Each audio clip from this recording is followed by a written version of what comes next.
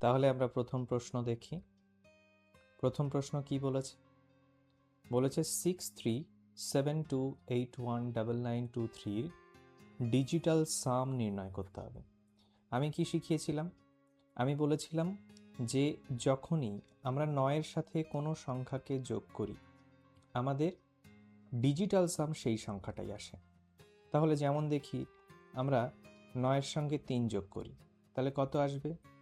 12। এই 12কে আবার নিজেদের মধ্যে যোগ করলে কত পাবো? 3। তাহলে এই সোর্সে আমরা কি বলতে পারি যে আমরা কখনো 9কে কাউন্টই করব না। তাহলেই সহজ হয়ে যাবে আমাদের জন্য। তাহলে 6 3 9, 7 2 9, 8 1 9, 9 9, তাহলে রইল কত বাকি? 3 আর 2, তাহলে সেটা হলো 5।